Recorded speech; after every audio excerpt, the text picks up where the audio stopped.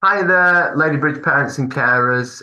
This is our end of term update video for the autumn term 2024. And as you can see, this time we've done things slightly differently. This is a web post instead of a letter that you're receiving. One of the benefits of that is that you can click on, I don't think I can actually show you from this video, but you can click on a button at the top of the screen for translate. So if you look at the top of the screen when you open up the web post that has been sent to you, it gives you the option of translating the message into a different language should you wish to do so.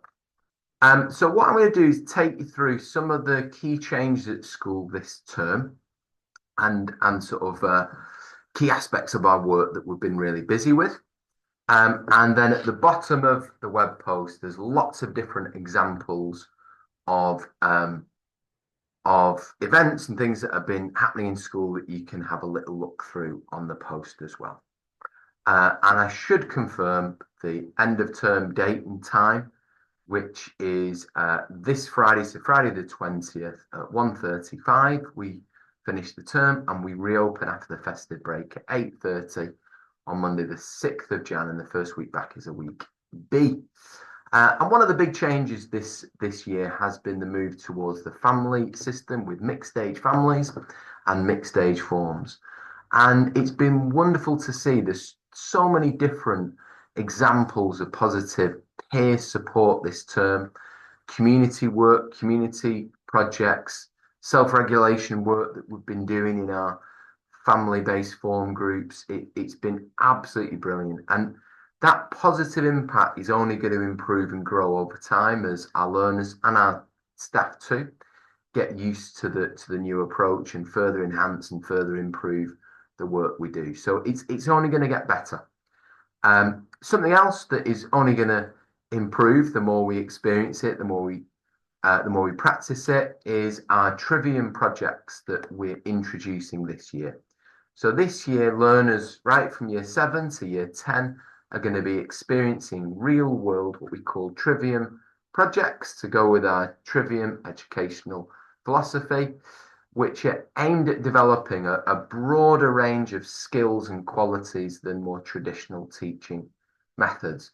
So they're really going to help our learners develop their independent learning skills, preparing them for the sorts of complex challenges that they'll face in the future. So I'm not going to talk you through each one, but you can have a little read of the post here to look at the different projects that are happening across year 7, 8, 9, 10, and sorry, just up to year 10. So you can have a good read of those. I don't want to talk about any of them individually because then I'll have to talk about all of them and this video would be far too long. So please do have a good read of what's happening there with each of those year groups. And with year 11, obviously the focus there is their GCSE exams at the end of this year. And this year, what's been really successful this term has been a study group approach to the intervention that we run. So after school, every day apart from on a Tuesday, our learners go to the hub and they work in study groups, either working independently in those groups or with the support of a subject specialist teacher. And we have a similar approach with some sixth formers supporting, as you probably know, on a Saturday morning for year 10 and year 11. And that's going really well. And learners that attend D6 or that have attended D6 in the past typically make more than a grade of progress than you'd expect across all the GCSEs based on comparisons with learners nationally from the same starting point. So it works. So if your child is in year 10 and 11, please be aware that that's available every Saturday morning. And year 11 mocks should tell you those dates. The learners should know this very well, that on Friday the 13th, scary date there in January, the next round of mock exams take place for year 11 and they run until Tuesday the 4th of Feb. And you'll be able to, it's not up yet, but there's a link in the web post to the timetable. And this year, you're probably aware that we're using what we call the study hall when teachers are absent for short-term absence instead of using supply teachers.